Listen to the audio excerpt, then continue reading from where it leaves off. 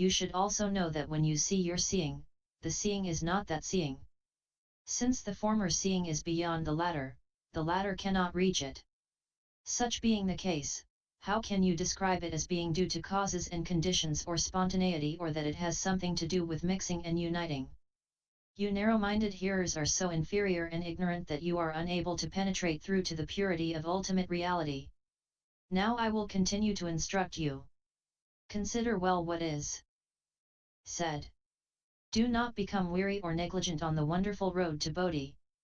Ananda said to the Buddha, "World-honored one, we have still not understood what the Buddha, the world-honored one, has explained for me and for others like me about causes and conditions, spontaneity, the attributes of mixing and uniting, and the absence of mixing and uniting.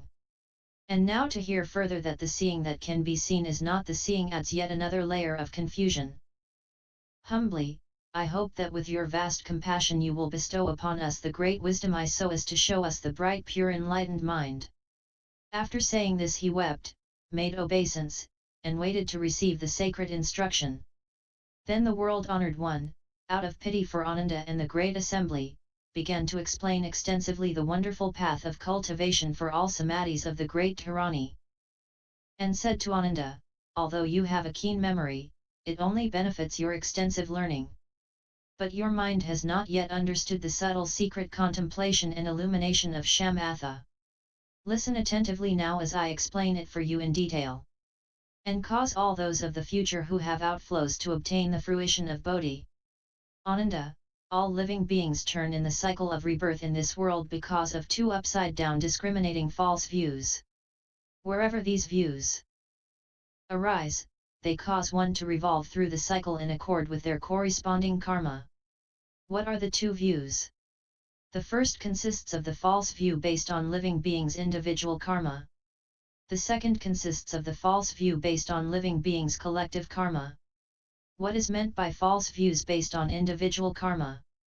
Ananda, take for example someone who has cataracts on his eyes so that at night he alone sees around the lamp a circular reflection composed of layers of 5 colors.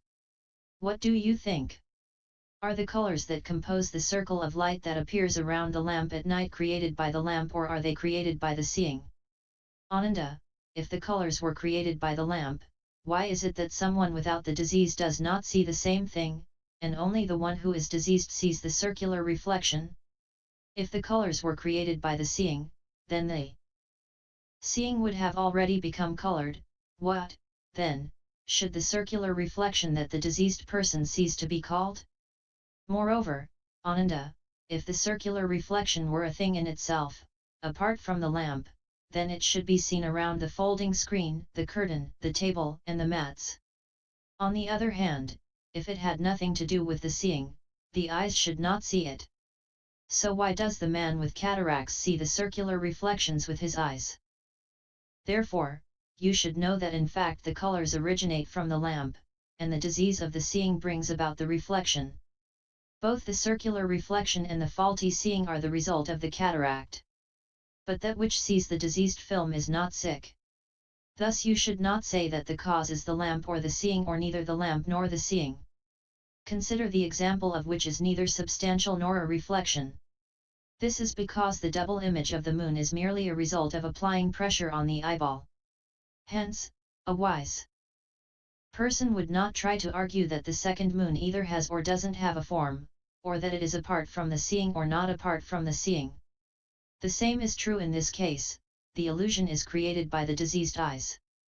You cannot say it originates from the lamp or from the seeing, even less can it be said not to originate from the lamp or the seeing.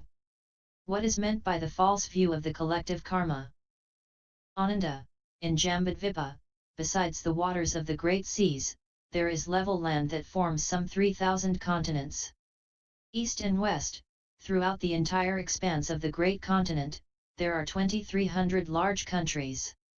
In the other smaller continents in the seas there may be 200 or 300 countries, or perhaps 1 or 2, or perhaps 30, 40, or 50.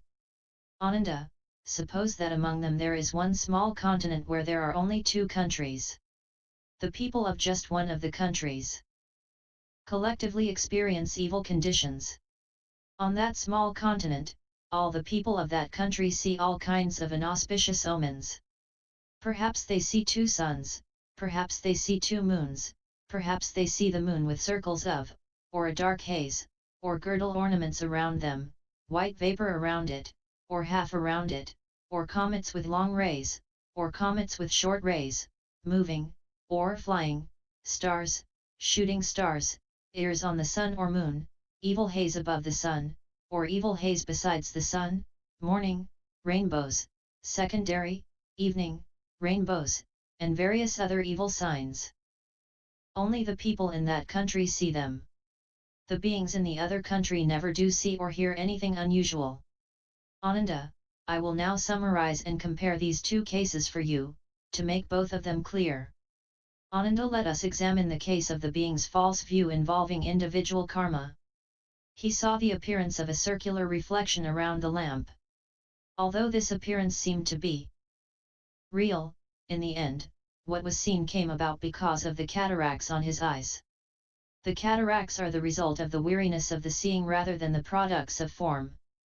However, what perceives the cataracts is free from all defects. By the same token, you now use your eyes to look at the mountains, the rivers, the countries, and all the living beings, and they are all brought about by the disease of your seeing contracted since time without beginning. Seeing and the conditions of seeing seem to reveal what is before you. Originally our enlightenment is bright. The cataracts influence the seeing and its conditions, so that what is perceived by the seeing is affected by the cataracts. But no cataract affects the perception and the conditions of our fundamentally enlightened bright mind. The perception that perceives the cataracts is a perception not affected by the cataracts. That is the true perception of seeing. Why name it other things like awareness, hearing, knowing, and seeing? Therefore, you now see me and yourself and the world and all the 10 kinds of living beings because of a disease in the seeing. What perceives the disease is not diseased. The nature of true essential seeing has no disease. Therefore it is not called seeing. Ananda, let us compare the false views of those living beings' collective karma with the false views of the individual karma of one person. The individual person with the diseased eyes can be likened to the people of that one country. He sees circular reflections, erroneously brought about by a disease of the seeing. The beings with a collective share see inauspicious things. In the midst of their karma of identical views arise pestilence and evils. Both are produced from a beginningless falsity of seeing. It is the same in the 3,000 continents of Jambudvipa, throughout the 4 great seas in the Saha world and on through the 10 directions. All countries that have outflows. And all living beings are the enlightened bright wonderful mind without outflows. Seeing, hearing, awareness, and knowing are an illusory falseness brought about by the disease and its conditions. Mixing and uniting with that brings about a false birth, mixing and uniting with that creates a false death. If you can leave far behind all conditions, which mix and unite as well as those which do not mix and unite, then you can also extinguish and cast out the causes of birth and death, and obtain perfect bodhi, the nature of which is neither produced nor extinguished. That is the pure clear basic mind, the eternal fundamental enlightenment. Ananda, although you have already realized that the wonderful bright fundamental enlightenment is not originated by conditions nor is it originated by spontaneity, you have not yet understood that the source of enlightenment does not originate from mixing and uniting or from a lack of mixing and uniting. Ananda, now I will once again make use of the mundane objects before you to question you. You now hold that false thoughts mix and unite with the causes and conditions of everything in the world, and you wonder if the Bodhi mind one realizes might arise from mixing and uniting. To follow that line of thinking, right now, does the wonderful pure seeing essence mix with light, does it mix with darkness, does it mix with penetration or does it mix with obstructions? If it mixed with light, then when you looked at light, when light appeared before you, at what point would it mix with your seeing? Given that seeing has certain attributes, what would the altered shape of such a mixture be? If that mixture were not the seeing, how could you see the light? If it were the seeing, how could the seeing see itself? If you insist that seeing is complete, what room would there be for it to mix with the light? And if light were complete in itself, it could not unite and mix with the seeing. If seeing were different from light, then, when mixed together, both its quality and the light would lose their identity.